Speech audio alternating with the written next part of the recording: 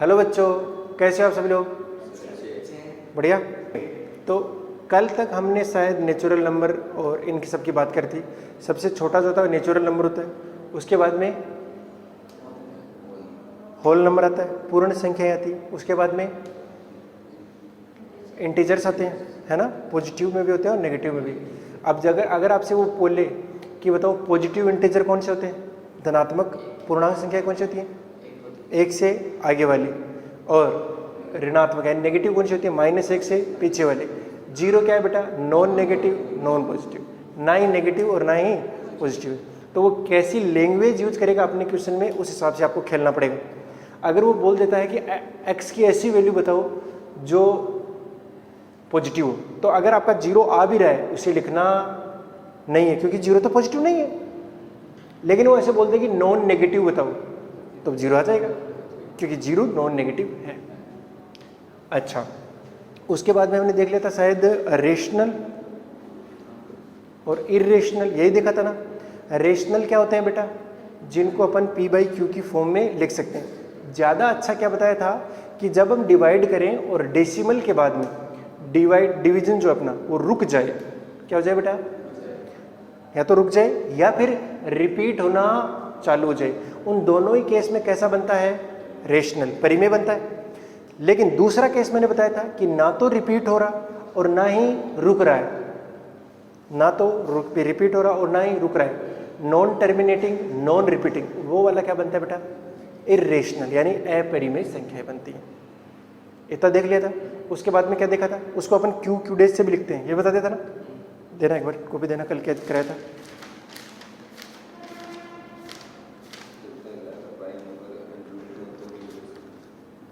हाँ, natural number हो गया। और एक कंपोजिट नंबर क्या होते हैं बेटा, बताओ। प्राइम नंबर क्या होते हैं, हाँ क्या होते हैं, जिनका दो ही फैक्टर होते हैं, एक तो खुद और एक वन, बस दो ही फैक्टर होंगे, उसके अलावा कोई फैक्टर नहीं बनेगा। हाँ, दो ही गुणनखंड हो, ये समझ गए क्या तुम। कंपोजिट नंबर क्या होते हैं बेटा, जो प्राइम नहीं है। वन ना तो कंपोजिट है संयुक्त संख्या और ना ही प्राइम है, दोनों ही नहीं है। तो सबसे पहला कंपोजिट नंबर कौन है, 4। 4 नहीं लिखा था कल, लिखाया था। हाँ, फिर ट्विन भी कर लिया था हमने, रेशनल इरेशनल की बातें कर ही रहे थे अपन, है ना। और उसके बाद में मैंने बहुत सारे आपको फॉर्मूले लिखाए, वो सारे याद करके आए, उनको आप याद ही कर लेना, ठीक है ना। याद ही करने की कोशिश करना, याद हो ही जाएंगे सब क्या है, और समय के साथ तो हो ही जाएंगे। हाँ, तो रेशनल इरेशनल की बातें होगी। अब देखो, रेशनल क्यू और एक होता है क्यू डेज, दोनों मिल गई। तो सबसे पहले देखा नेचुरल एन, फिर डब्ल्यू, फिर आई, 3 देख लिए। अब कौन आ रहा है, क्यू और क्यू डेज। तो बेटा क्या इंटीजर्स रेशनल होते हैं, क्या कोई पूर्णांक संख्या परिमेय होती है। एग्जाम्पल के लिए पूछ लो, क्या 5 रेशनल है कि इरेशनल, परिमेय क्या परिमेय, ये पक्का है, p/q देखो 1 है। तो यानी हर एक, अभी तक हमने देखा नेचुरल, उसके बाद में होल, उसके बाद में इंटीजर, अब क्यू एंड क्यू डेज। तो बताओ इस होल नंबर में नेचुरल नंबर था कि नहीं था, था। होल नंबर में नेचुरल था कि नहीं था, था। जीरो तो था ही था, साथ साथ बाकी सब भी तो थे। क्या इस इंटीजर में ये ऊपर वाले दोनों है कि नहीं है, क्या इस क्यू के अंदर ये ऊपर वाले तीनों है कि नहीं है। अब जो बच गए वो इस क्यू डेज में आ गए, आए कि नहीं आए बेटा। और अगर मैं Q और Q डैश दोनों को मिला दूं, दोनों को मिला दूं, तो अपना क्या बनेगा, रियल नंबर। क्या बनेगा, वास्तविक संख्याएं। और वो क्या होती है बेटा, वास्तविक संख्या क्या होती है, Q प्लस Q डैश। यानी परिमेय और अपरिमेय को मिला देंगे, जितने भी बनेंगे वो सारी की सारी क्या बनेंगे, रियल नंबर बनने वाले। क्या इसमें कोई दिक्कत किसी बच्चे को नहीं है ना। अब रियल नंबर के लिए अपन एक रियल लाइन को यूज करेंगे, किसको, रियल लाइन को। ये देखो, ये रियल लाइन है, हम ऐसी बनाएंगे। इसके ऊपर अपन क्या मार्क करेंगे, किस जगह 0, उसके अगले वाला 1, इसके अगले वाला 2, 3, 4, और इधर -1, -2, -3। देखो ये अभी तक मैंने जो भी दिखाए हैं वो इंटीजर्स दिखाए हैं। क्या दिखाए, इंटीजर्स दिखाए, और वो सारी रेशनल भी हैं, परिमेय है कि नहीं। क्या मुझे बता सकते हो 0 और 1 के बीच में कितने नंबर है,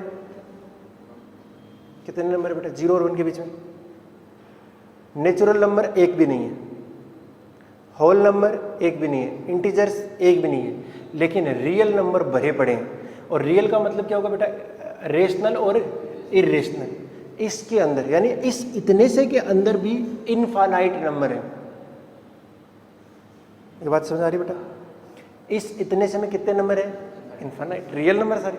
जैसे बोलूँ 0.1, तुम लिखना शुरू कर दो, जैसे 0.1, 0.2, 0.3, 0.9, एक और किसी ने शुरू किया 0.01, 0 से तो बड़ा है लेकिन 1 से छोटा, 0.02, 0.03। अब ये गिनती 100 तक लिखते जाओ तुम। और अगर मैंने कर दिया 0.00, 1000 तक चली जाएगी। और भाई कितने नंबर लिख सकते हैं ऐसे? कितने लिख सकते हैं? इनफाइनाइट। यानी इन दोनों नंबरों के बीच में अपन कितने नंबर लिख सकते हैं?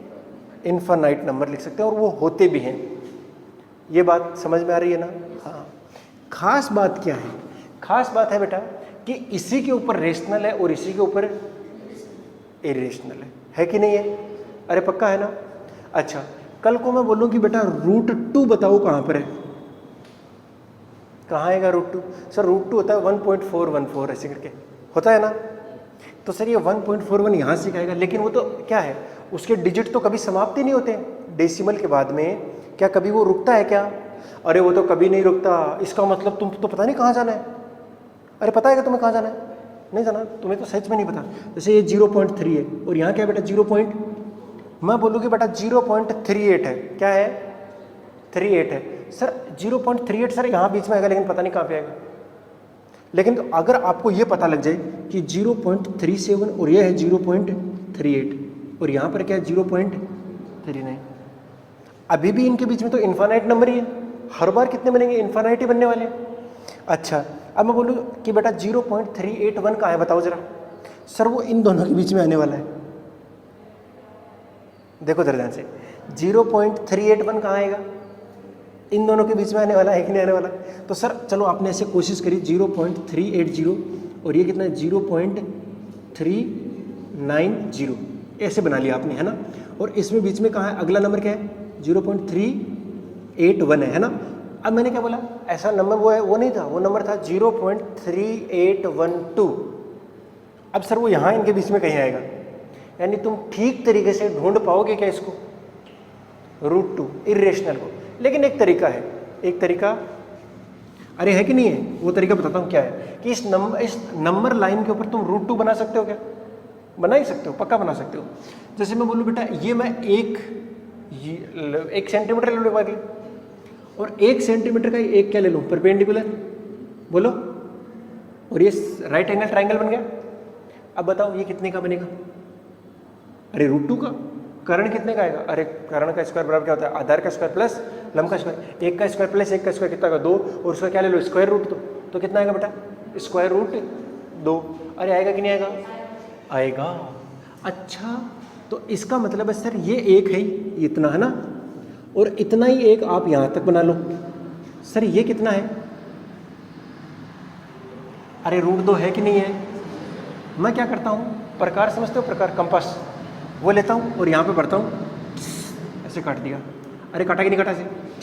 तो यहाँ जहाँ पर भी काटा वो क्या बन गया बेटा? √2। सर ऐसे तो हम √3 भी बना सकते हैं। यस सर बना सकते हो, कोई दिक्कत वाली बात नहीं। हाँ हाँ, जैसे √3 बनाना है, √3 कैसे बनाओगे? जैसे √2 यहाँ पर आया ना बेटा, इसके ऊपर एक 1 वाला खींच दो ऐसे। अरे खींच सकते हैं। नीचे वाला जैसे ये ले लो बेटा √2 और ये बना है, तो अब ये ऊपर वाला कितना बनेगा?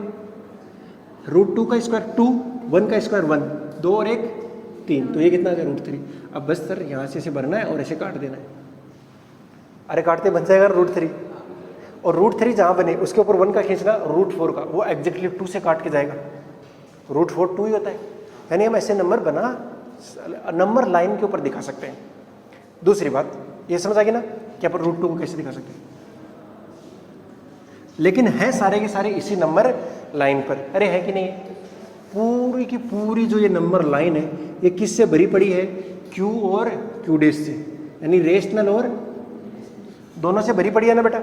अच्छा सर इसके अंदर रेशनल भी है। सर कहाँ कहाँ है रेशनल है, कहाँ कहाँ इरेशनल? वो तो मुझे नहीं पता, लेकिन मुझे पता है कि हर रेशनल के बाद में एक इरेशनल है। कुछ पल्ले पड़ी बात या ऊपर से आ रही है ये वाली वाक्य? क्या है बेटा? हर रेशनल के बाद इरेशनल, इरेशनल के बाद रेशनल। पता नहीं मुझे, लेकिन है। जैसे इन दोनों के बीच में कितने नंबर हैं? इनफाइनाइट। अरे है कि नहीं? कितने नंबर हैं? और इनफाइनाइट में से आधे कैसे? रेशनल। आधे कैसे हैं? इरेशनल है। जीरो के अगला कैसा आएगा? पता नहीं क्या आएगा। अभी भी थोड़ी देर पहले मैंने बताया था ना कि जीरो से कोई माई का लाल ऐसा पैदा नहीं हुआ जो जीरो से जस्ट बड़ा नंबर बता दे। तुम जितना बताओगे उससे छोटा मेरे पास है ना। लेकिन इतना पक्का है कि जीरो से बड़ा जो भी होगा वो इरेशनल होगा। जीरो से बड़ा जो भी होगा वो क्या होगा बेटा? इरेशनल ही होगा, क्योंकि जीरो खुद रेशनल है। अरे है ना? हाँ। और उसके बाद में जो भी आएगा वो कैसा आएगा? रेशनल। यानी रेशनल इरेशनल, रेशनल इरेशनल, ऐसे ये पूरी लाइन खेलती रहती है। और पूरी से क्या बन चुकी है बेटा अपनी? Real line. इसको क्या बोलेंगे? वास्तविक रेखा। ठीक है ना बेटा? बस तो यही चीज़ आपको समझाना था। ये पूरे पूरे इसमें क्या आ चुके हैं? रियल नंबर आ चुके हैं। तो अभी तक आपने जो पढ़े हैं वो सब किस में आएंगे? आर में आएंगे। किस में आएंगे बेटा? ये समझ गए ना बेटा? अब मैं कहीं भी ऐसे पूछूं -5 कहाँ है? यहाँ आएगा सर। 3 कहाँ पर है? वो पर है। 3.5 कहाँ है? 3 और 4 के बीच में। 3.512 कहाँ है? वो यही होगा, वो ढूंढ लेंगे ना अपन। हाँ, कई बार क्या होता है आइडियल का, जैसे पाई कहाँ मिलेगा? पाई कहाँ मिलेगा सर? यहाँ मिलेगा 3.14 लगभग। हम बताएंगे, बता तो नहीं पाएंगे कहाँ पर आएगा, लेकिन वहाँ से क्या आएगा। ठीक है ना? एग्जैक्ट नहीं बता पाएंगे। ठीक है जी सर, बढ़िया। तो अभी तक ये बात समझ आई बेटा? तो यानी इस रियल लाइन पर सब कुछ है, रेशनल भी है और इरेशनल भी है। अरे कितने एक हो तुम हैं? भरे पड़े क्या? चलो देखो बेटा, अगर किसी दिन तुम रेशनल और रेशनल को जोड़ोगे तो आंसर भी क्या आएगा? रेशनल आएगा। और अगर घटाओगे तो भी क्या आएगा? यानी प्लस और माइनस में रेशनल का रेशनल के साथ क्या आएगा? रेशनल आएगा। और अगर तुमने मल्टीप्लाई या डिवाइड किया तो भी क्या आएगा बेटा? आंसर रेशनल ही आने वाला है। यानी रेशनल का मल्टीप्लाई किसके साथ? रेशनल के साथ। रेशनल का डिवाइड किसके साथ में? रेशनल। बस नीचे वाले जो ये जीरो नहीं होना चाहिए। अरे जीरो से कभी डिवाइड नहीं होता है। आप ऐसे समझ लीजिए कि लिख ही लो कि कभी भी अगर जीरो से डिवाइड करने की बारी आएगी तो मैं नहीं करूँगा, मैं नहीं करूँगा, अलाउ नहीं है ये। ठीक है ना? तो यहाँ ये वाली चीज़ जीरो नहीं हो सकती, बाकी रेशनल ही आएगा आंसर। अरे ये बात पहले पड़ गई क्या? हाँ, इंपॉर्टेंट ये नहीं है, इंपॉर्टेंट ये है बेटा, अगर मैं एक रेशनल ले लूँ और एक इरेशनल ले लूँ, पक्की बात है हमेशा इरेशनल ही आएगा। एक रेशनल और एक, पक्की बात है कैसा आएगा? इरेशनल। या माइनस कर लो तो भी क्या आएगा? जैसे मैं ले लूँ बेटा √2 + 3, ये देखो एक इरेशनल और एक, आंसर क्या आने वाला है? इरेशनल। अपरी में आने वाला है। अरे यार ये तो 3 हो गया, ये क्या है? 1.414, ऐसे करते करते चलता ही रहेगा। तो उसके अंदर 3 ऐड कर दो तो कितना हो जाएगा? 3.14। चलता ही रहा है। कभी डेसिमल के बाद समाप्त हो रहा है क्या? नहीं। तो ये कैसा आएगा बेटा? इरेशनल। चाहे प्लस करो चाहे, अच्छा क्यू की मल्टीप्लाई कर दो किसके साथ में? क्यू डेस, तो भी कैसा आएगा?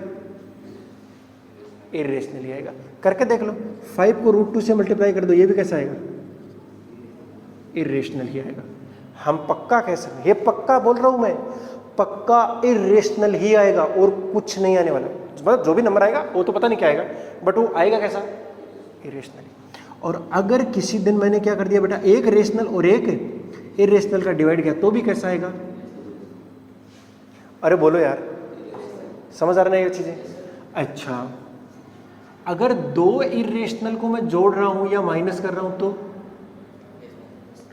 तो पता नहीं, तो पता नहीं कैसे। जैसे मान लो कि 2 नंबर ले रहा हूं मैं, एक ले ली मैंने इरेशनल 2 + √3 ले लिया, और एक दूसरा नंबर ले लिया 2 - √3। दोनों को ऐड करो ऐड, दोनों को जोड़ो, √3 से √3 4। सर ये तो रेशनल आ गया। दोनों को माइनस करो, या ऐसा ले लो, या अगर मैं यहाँ पर, ये इरेशनल है, ये भी इरेशनल है। दूसरा एग्जाम्पल 2 + √3, माइनस कर दो इस बार, 2 - √3 कितना आएगा? 2 √3। ये तो रेशनल आ रहा था और ये सर मतलब कुछ भी आ सकता है फिर तो, आ ही सकता है, आ ही सकता है ना। ये देखो यहाँ माइनस किया तो क्या आ गया, इरेशनल, प्लस किया तो रेशनल। कोई और एग्जांपल ले लो, तुमको पूरा ही समझ में आ जाएगा। +2 + √3, ये बोलो ये क्या आएगा, 4 + 2√3, ये इरेशनल आ गया। यानी हम पता ही नहीं सकते। देखो दोनों रेशनल, उत्तर क्या आएगा, रेशनल। दोनों इस पता नहीं, तो पता नहीं, वो रेशनल भी आ सकता है और इरेशनल भी आ सकता है भाई, हमें कुछ भी पता नहीं है। जैसे √2 की मल्टीप्लाई मैंने √2 से करी तो कितना आएगा, 2 आ रहा है। सर इरेशनल का इरेशनल से करने पर क्या आ रहा है, रेशनल। लेकिन ऐसे क्या, √2 का √3 से क्या तो कितना आएगा, √6। देखो इरेशनल का इरेशनल से इरेशनल आ गया, तो हम पता नहीं सकते ना, कभी आ रहा है कभी नहीं आ रहा है, तो हम श्योर नहीं है। और जब श्योर नहीं है तो हम के लिए हमें पता नहीं है, हमें करके देखना पड़ेगा। कुछ भी आ सकता है, कुछ भी आ सकता है। तो ये सारे ऑपरेशन लिख लो, कम से कम आपको पता होना चाहिए कि कब करने पर क्या आएगा, ठीक है ना।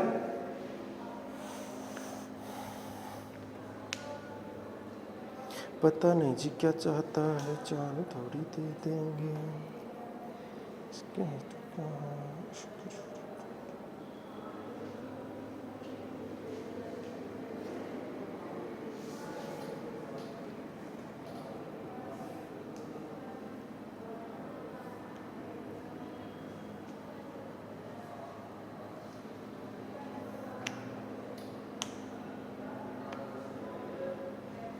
ये आपकी अभी बेसिक मैथ चल रही है, ठीक है ना।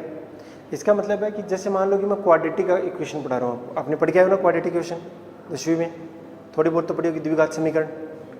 तो उसके अंदर जैसे मान लो कुछ चीज़ आ गई और वो उसके रिगार्डिंग जो कंसेप्ट है वो यहाँ पढ़ा देना चाहिए, उचित है, क्योंकि हर कहीं आता ही रहेगा वो। जैसे तो पूरा पढ़ लेते हो ना, फिर तो कहीं से पढ़ लो, कोई दिक्कत नहीं है।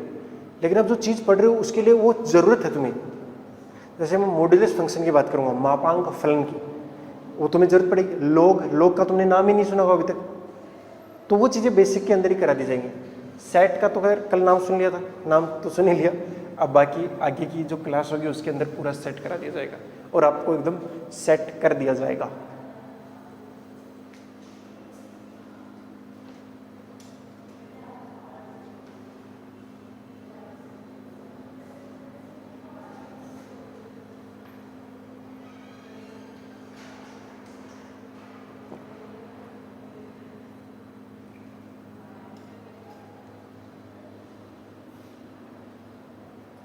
रिकॉर्डिंग चालू है ना,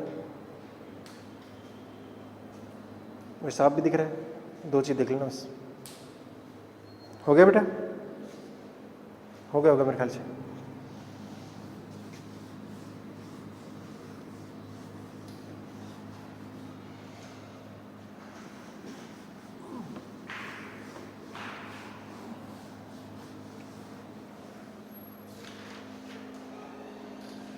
अब देखो जो काम की बात है वो ये बेटा कि आपने अभी तक क्या देख लिया, एन देख लिया, डब्ल्यू देख लिया, आई देख लिया, क्यू डेस भी देख लिया, उसके बाद में आर भी देख लिया, सब देख लिया ना। अब एक चीज़ देखनी बाकी रह गई है, वो तो बचपन से देखते आ रहे थे, है ना, देख लिया ना, इतना तो देखते हो। चलो मुझे बताओ x² - 1 = 0, तो बताओ x की क्या वैल्यू आएगी, फटाफट बताओ। हट, x² बराबर कितना आएगा 1, तो x बराबर +- यही आएगा ना। अरे चाहे इसमें 1 रख दो, चाहे -1 रख दो, आंसर कितना आ रहा है, सेटिस्फाई कर रहा है, 0 हो रहा है, 1 - 1 0 हो रहा है। यानी x की क्या वैल्यू आई बेटा, +-1। अरे आ रही है ना, पक्का ना। चलो इसको सोल्व करके दिखाओ, x² + 1 = 0। किसी में दम नहीं है अभी तो तुम इसको सोल्व कर पाओ। कैसे सर, ये बात कैसे, तुम देखो ये प्लस का 1 कर रहे हैं और ये किसी का स्क्वायर है, किसी का स्क्वायर हमेशा 0 से बड़ा ही होता है, ये तो पढ़ के आए हो ना। किसी भी नंबर का स्क्वायर 0 से तो बड़ा ही होता है, यानी पॉजिटिव होता है। पॉजिटिव प्लस पॉजिटिव, और ये 1 तो है ही, यानी जो भी आएगा वो 1 से ज़्यादा ही आएगा, तो 0 तो कभी आ ही नहीं सकता। अरे यार नहीं समझ आ रही बात, कभी 1 आ पाएगा क्या, नहीं आ पाएगा, 1 तो कभी आ ही नहीं पाएगा। सॉरी डिस्टर्ब करते हैं, कभी भी जीरो नहीं आ पाएगा। बात समझ गए ना?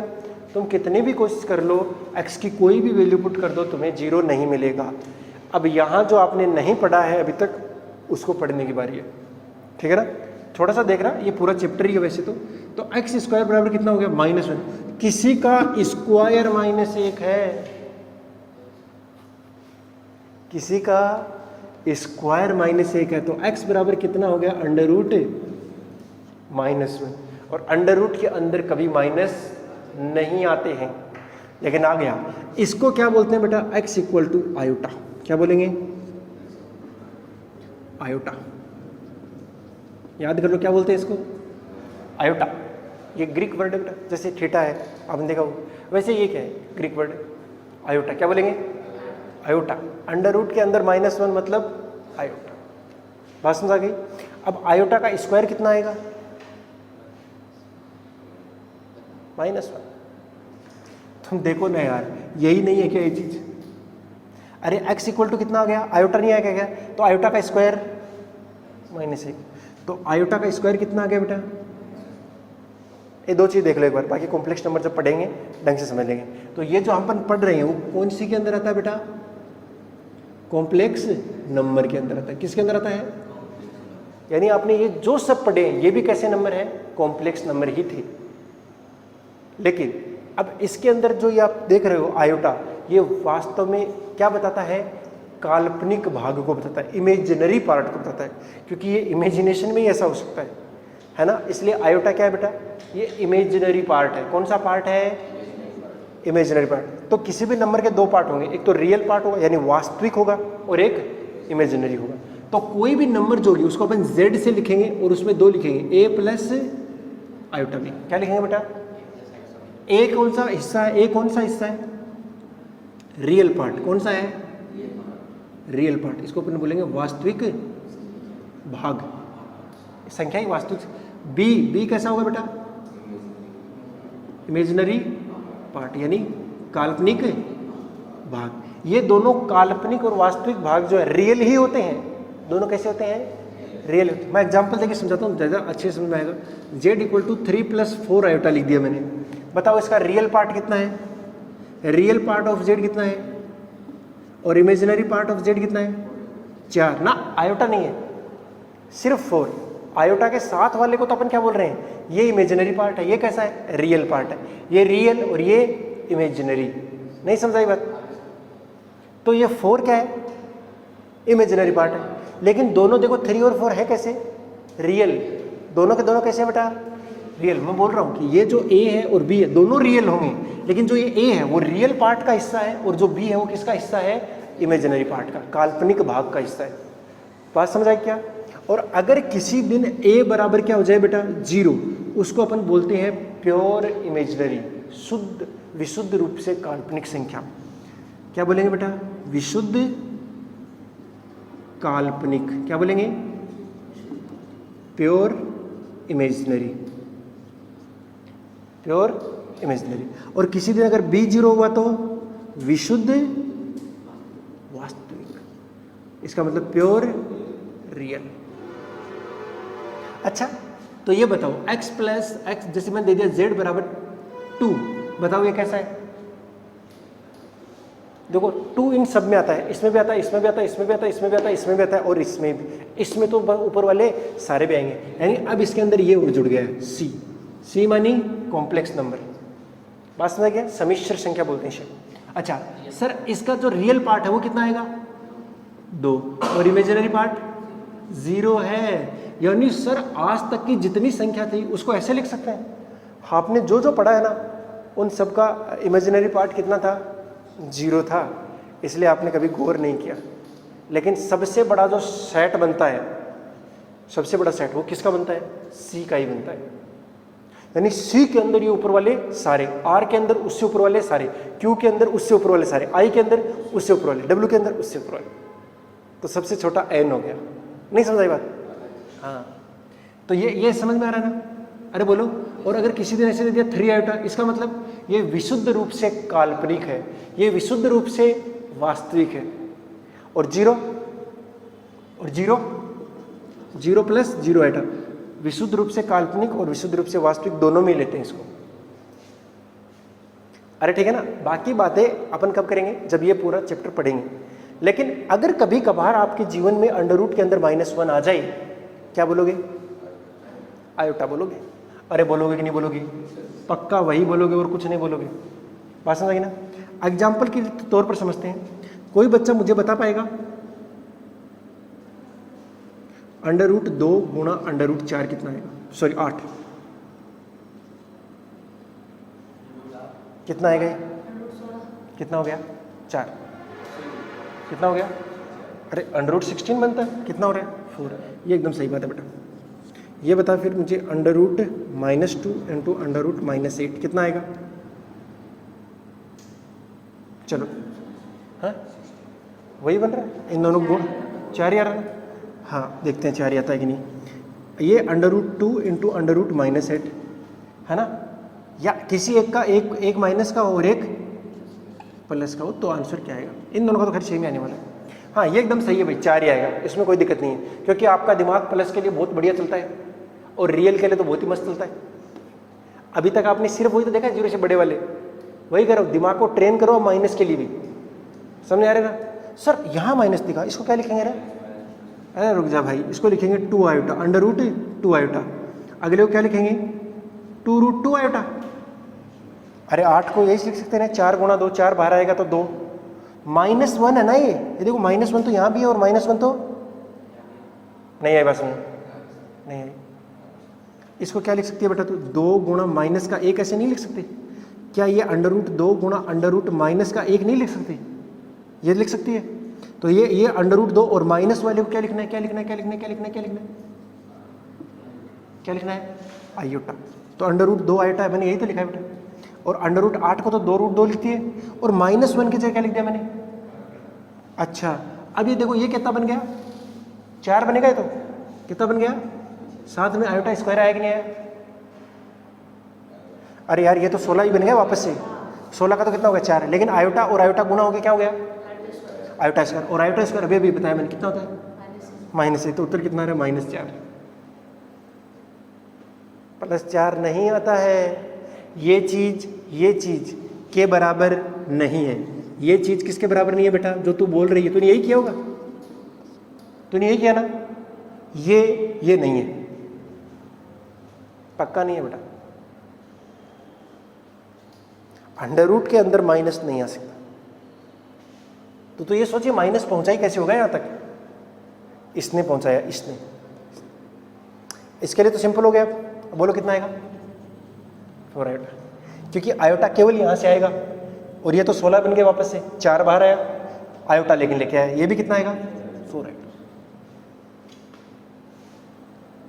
अरे नहीं आई बात समझ, थोड़ी बहुत आई होगी, काम चला हुआ आई होगी। √ के अंदर -1 का मतलब आयोटा, बस लिख लो इसको। ये कॉम्प्लेक्स नंबर है, और हर कॉम्प्लेक्स नंबर आपने जो पढ़ा है वो हर कॉम्प्लेक्स नंबर थी बेटा।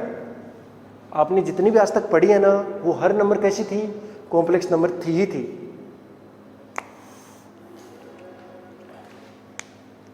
लिख लो थोड़ा सा, मुझे भी अच्छा लगेगा।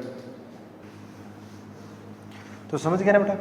जब भी √ के अंदर क्या आएगा? माइनस, इसका मतलब वो कैसा नंबर है? आयोटा। √ -1 को क्या बोलेंगे अपन? माइनस आयोटा बोलेंगे, ठीक है ना? अरे इतना तो ध्यान में रख ही सकते हो ना। हाँ,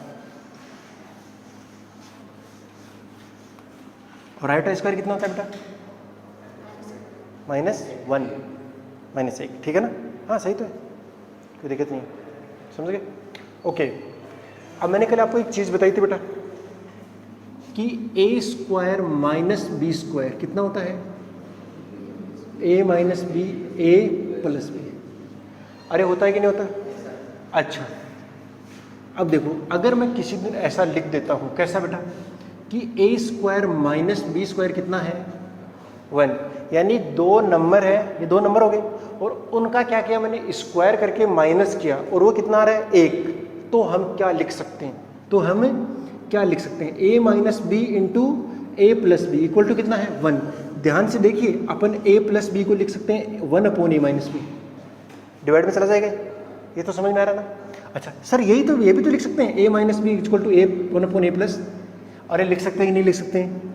पक्का लिख सकते हैं। यानी जब भी दो नंबर्स का स्क्वायर करके उनका डिफरेंस जो है, वर्गों का अंतर कितना आना चाहिए बेटा? 1। तो अपन क्या लिख सकते हैं? प्लस को ऐसे माइनस लिख सकते हैं और माइनस को ऐसे। तुम देखो देखो नंबर बोलो, जैसे √3 और √2, √3 और √2 ऐसे लिखा हुआ है ना। अरे बोलो ऐसे एग्जाम्पल बोलो 1 में √3 प्लस √2 लिख दो। पक्की बात है तुम इसको क्या लिख सकते हो? √3 माइनस √2 आएगा। बिना सोचे समझे भी लिख सकते हो। तुम चाहो तो परिमेयकरण कर सकते हो, रेशनलाइज करते हो ना 10th क्लास में। कैसे करते थे बेटा? सर √3 माइनस √2, √3 माइनस √2 से मल्टीप्लाई और डिवाइड किया था हमने। अरे यार किया था कि नहीं किया था? किया था। तो ऊपर वाला क्या बन गया? √3 माइनस √2 डिवाइड बाई, ये क्या बन गया? a plus B, a minus B. अरे बना कि नहीं बना? तो ये क्या बनेगा? √3 का स्क्वायर माइनस √2 का, ये 3 माइनस 2 कितना आ रहा है? वो 1। तो डिवाइड 1 करो, कोई मतलब ही नहीं है। आंसर कितना आ गया? √3 माइनस √2। मैंने क्या बोला? अपने को दिया हुआ क्या था? 1/√3 प्लस 2, और दोनों के वर्गों का अंतर कितना है? 1। स्क्वायर का डिफरेंस कितना है बेटा? अगर ये 1 आ रहा है तो क्या ये नहीं लिख सकता? मैं लिख सकता हूँ ना। अच्छा तो सर कल को तो मैं √2 प्लस 1 को भी लिख सकता हूँ, 1/√2 माइनस 1। इनके दोनों का स्क्वायर करो, स्क्वायर का डिफरेंस कितना आ रहा है? 1। तो प्लस कहाँ चला जाएगा? नीचे माइनस में। अगर माइनस होता तो वो किस में ऊपर आता? अरे यार नहीं है, नहीं है, नहीं है, नहीं है क्या? आई। तो तुम बता सकते हो कि मुझे sec theta minus tan theta कितना आएगा? सर ये पक्की बात है, कितना आएगा? सेक थीटा प्लस, क्यों क्यों क्यों क्यों क्यों sec square theta minus tan square theta कितना होता है? अगर कि कोई बच्चा याद नहीं कर पा रहा तो मैं याद दिलवा दूं, 1 + 10 स्क्वायर थीटा इक्वल टू कितना होता है? तो sec square theta minus equal to 1। तो दोनों का डिफरेंस, दोनों का सम। अरे यार ये पल्ले नहीं पड़ी बात? नहीं पड़ी। क्यों? क्या था इसमें? क्या था इसमें बता? मैं फिर समझा देता हूँ। वैसे क्या है बेटा? ये तो आ गया क्या कि देख मैंने तेरे को एग्जाम्पल के रूप में क्या दिया था बेटा? एग्जाम्पल वो दिखाई नहीं देगा। जैसे एग्जाम्पल क्या दिया? 1/√3 + 2 दिया था। ये तो मैंने मल्टीप्लाई किया ना बाद में। इसको अपन क्या लिख सकती है? इन दोनों के स्क्वायर का डिफरेंस कितना है? 1। तो इसको ऊपर पलटी मार सकती है, जो ये प्लस है वो क्या बन जाएगा? यही लिखा मैंने, देखो माइनस बना कि नहीं बना? क्योंकि इन दोनों के स्क्वायर का डिफरेंस कितना है? 1। अरे वर्गों का अंतर कितना है? 1। तो अपना पास में क्या आएगा? जो प्लस है वो पलटी मारेगा तब क्या बन जाएगा? माइनस बन रहा है ना। अच्छा जैसे ये कि इन दोनों का वर्ग कर, इन दोनों का इसका वर्ग कर, इसका वर्ग कर, अंतर कर 1। जब ये आ रहा है तो इसको पलटी मार दे, जब इसको पलटी मारेगी तो ये प्लस क्या बन जाएगा? माइनस बन जाएगा। और तेरे को ऐसे समझ में नहीं आ रहा तो मैं देख करके दिखाता हूँ, करके दिखाऊँ इसको दोबारा से। जैसे ये √2 + 1 है ना, और ये इसको √2 - 1 और √2 - 1 से क्या कर दूँ? मल्टीप्लाई और डिवाइड कर दूँ। ये ऊपर वाला a + b, और ये क्या बनेगा? a² - b² divide by √2 - 1। ऊपर वाला क्या बन गया? 1/√2 - 1। तो ध्यान से देख, जो प्लस था मैंने क्या लिख दिया उसको, लेकिन नीचे। बट ध्यान रखो, सीधा बेटा ध्यान रखो, जब भी दोनों के स्क्वायर का अंदर, यही तो लिखा है बेटा, जब भी दोनों के स्क्वायर का डिफरेंस कितना रहे? 1 रहे, तो हम क्या कर सकते हैं? ऐसे अल्टी पल्टी मार सकते हैं। अगर x का प्लस है तो x का माइनस है, माइनस को प्लस भी लिख सकते हैं। ऐसा क्या लिख सकते हैं ना? पक्का? अरे बोलो यार। अच्छा फिर मुझे ये बताओ फिर तुम लोग, 1/5 - 2√6 कितना आएगा? क्या हम इसकी पलटी मार सकते हैं? पहले तो ये देखो दोनों के स्क्वायर का डिफरेंस कितना है। अगर स्क्वायर का डिफरेंस 1 है तब तो पलटी मारो मारो, बताओ कितना है?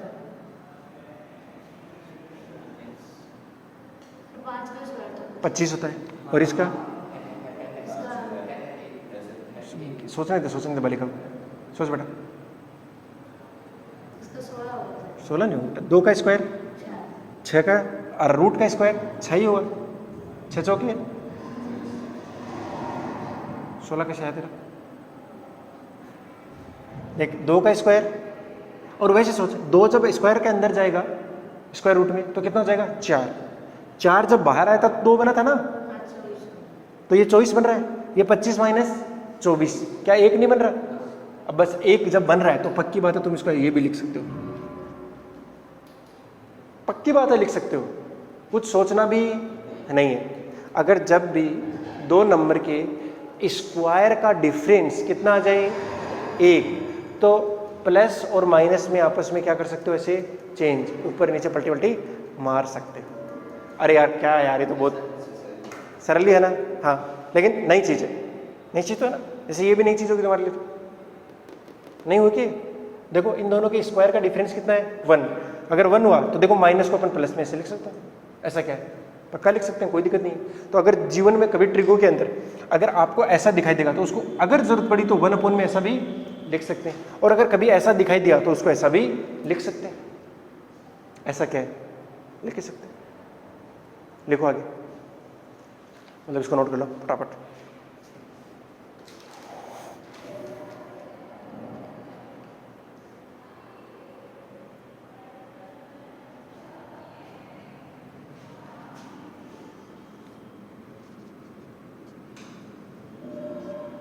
ये बताओ एक बार,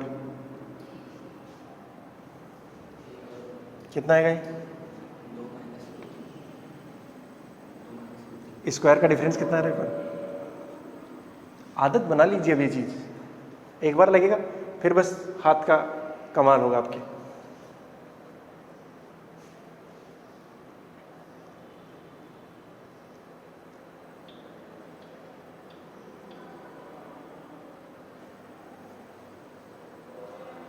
तुमको डेली पढ़ना है बेटा, एक भी दिन मिस नहीं कर सकते। जो तुम्हें आज पढ़ाया गया है उसे आज ही करना है। आदत डाल लीजिए, चाहे पहला दिन हो चाहे आखिरी दिन हो, कोई फर्क नहीं पड़ेगा इससे। तुम्हारी तैयारी ही इसी चीज़ की है कि तुम सीरियस कितना हो। अब तुमने थोड़ा लेट शुरू किया, वैसे तो 2-2.5 महीने तो निकल गए, वरना अभी तक अपना बेसिक वाला पूरा काम हो जाता, फिर अपन आगे से पढ़ रहे होते। उतना तो आगे होता ही कम से कम 2 महीने तो, ठीक है। फिर तो अपना सिलेबस जो है अभी जनवरी फरवरी तक पूरा होगा, तो अपना दिसंबर नवंबर तक पूरा होता। अगर 2 महीने पहले स्टार्ट होता तो 2 महीने का वो तो एडवांटेज लेते ही तुम। पर ठीक है, अभी भी एकदम मन लगा के पढ़ना, अपने पास टाइम बहुत है, ठीक है ना।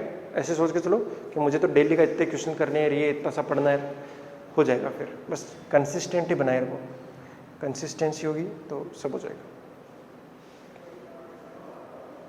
लिख लेना, जब भी एक का अंतर, चाहे हिंदी का हो चाहे इंग्लिश का हो, ये ऐसी भाषा में अगर खुद लिखेगा ना बच्चा, जब भी एक का अंतर, अच्छा तो दिमाग में चमकना चाहिए, जब भी एक का अंतर, तो प्लस और माइनस, प्लस और माइनस।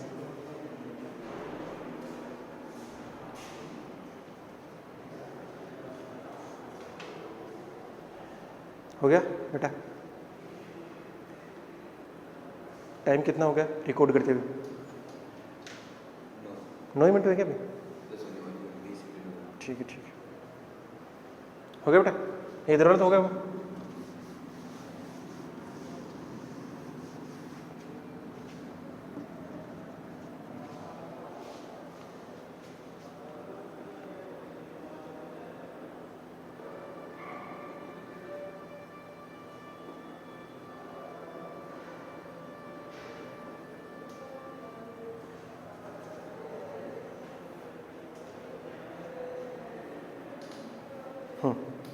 अब अपन देखने वाले बेटा लॉ ऑफ डिविजिबिलिटी, यानी भाजकता के नियम।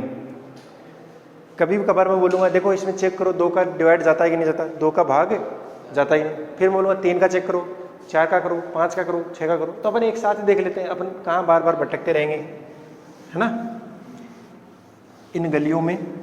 तो अपन एक साथ ही देख लेते हैं बेटा। बताओ कोई बच्चा बता पाएगा 2 का डिवाइड कब जाता है किसी नंबर में? जब खाना खाना है, 10 मिनट और, 10 मिनट और, हाँ।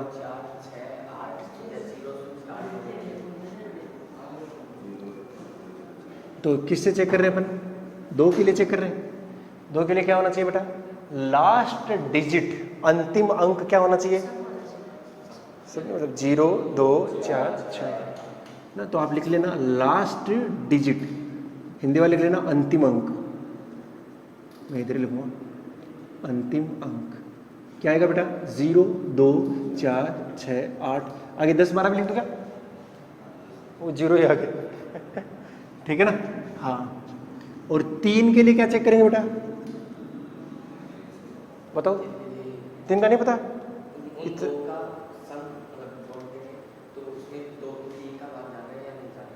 हाँ, सम ऑफ डिजिट्स, अंकों के योग में अगर 3 का भाग जाता है तो पूरे नंबर में 3 का भाग जाएगा। तो लिख देना सम ऑफ डिजिट्स। क्या चेक करेंगे?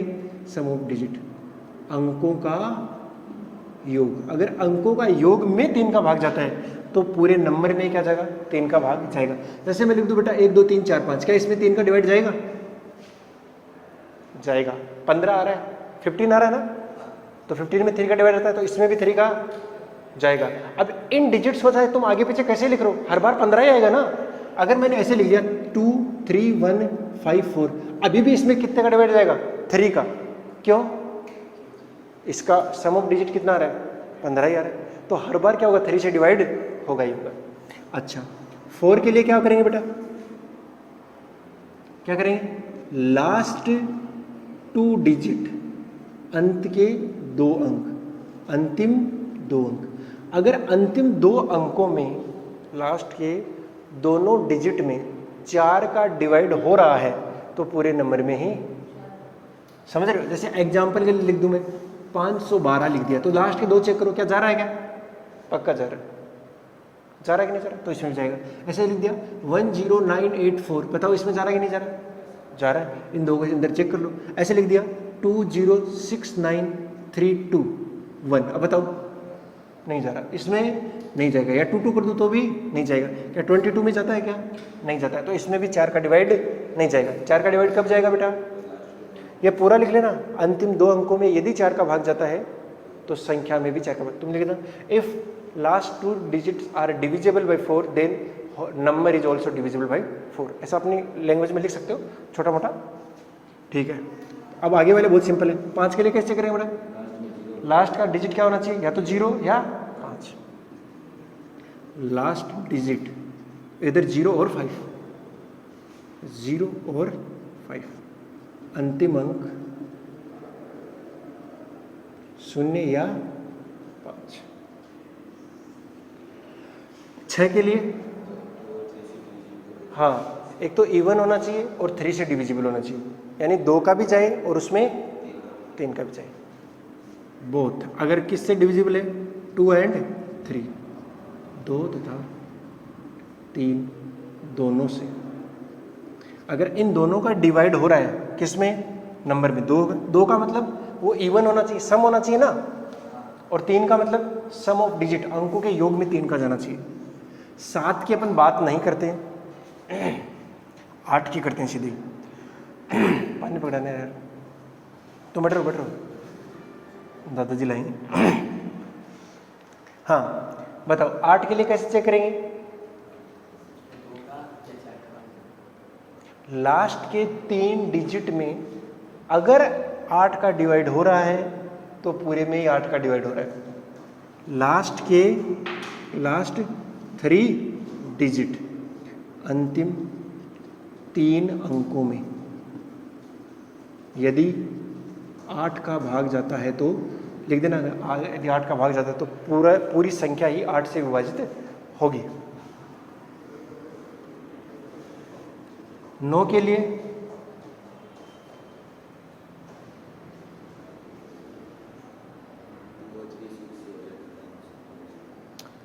टू और 6 से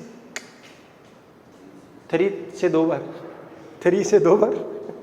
हाँ, 9 से कब होगा? जब सम ऑफ डिजिट्स जो है बेटा, अंकों का योग, यदि 9 से डिवाइड हो तो पूरे का पूरा नंबर भी किससे डिवाइड होगा? 9 से। तुम 9 का पहाड़ा बोल के देख लो, बोलो 9 18 27 36, ऐसे आता है ना। सम ऑफ डिजिट बताओ कितना रहा है? 9 9 9 9 54 9 108 ले लो, बताओ इसमें 9 का डिवाइड होगा कि नहीं होगा? होगा। अंकों का योग कितना आ रहा है? अरे 9 आ रहा है कि नहीं आ रहा? तो उसमें पक्की बात है वो 9 से डिवाइड होगा। तो अपन क्या लिखेंगे इसके लिए?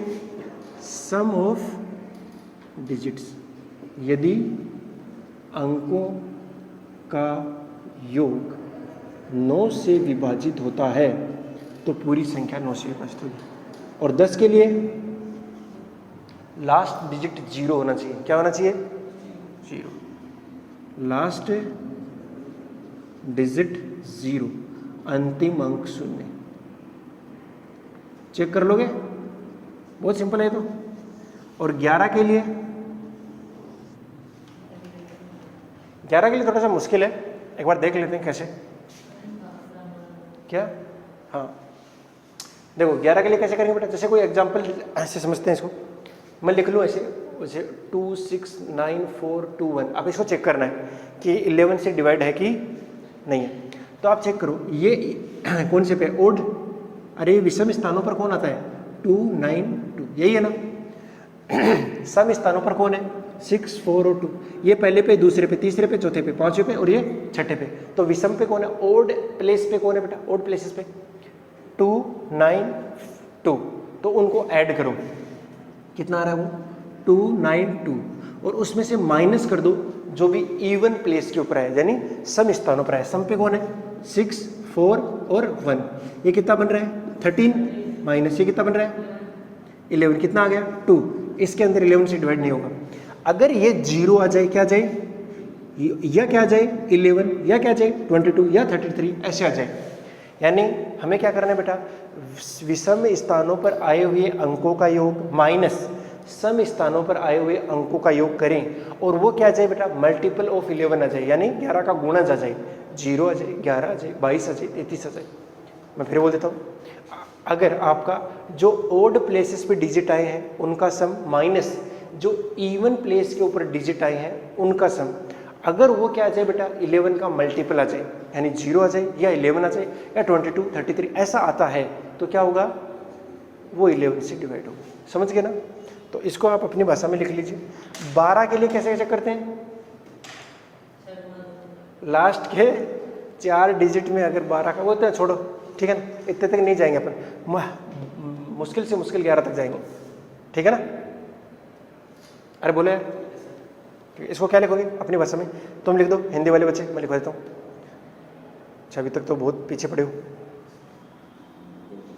सम ऑफ, तो आ गया, तेरे को लिखवा दो, लिख दे, sum of odd places digit, odd place digit minus sum of even place digit, ठीक है ना। वो इक्वल टू क्या आना चाहिए 0 11 22 और 33 का, कुछ हो सकता है। तुम लिख देना विषम स्थानों पर आए अंकों का योग माइनस सम स्थानों पर आए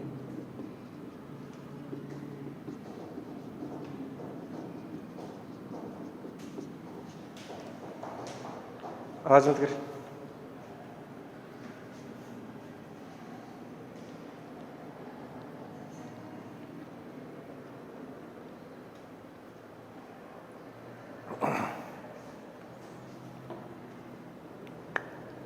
ठीक है बेटा। अब अगर कल जो होगा अपना, वो अपन थोड़ा सिग्मा के बारे में जानेंगे, और एक ऐसा दिखता है पाई जैसा, उसके बारे में जानेंगे। ये जोड़ने का काम करता है, ये गुणा करने का काम करता है ना, ये सम करता है, ये प्रोडक्ट करता है, ठीक है ना। कल इसके बारे में अपन जानेंगे थोड़ा थोड़ा, ठीक है। चलो बेटा आज के लिए इतना काफ़ी है, बाकी बचाव करेंगे अगली क्लास में। Wishing you all the very best, मिलते हैं नेक्स्ट क्लास में, तब तक के लिए बाय, जय हिंद।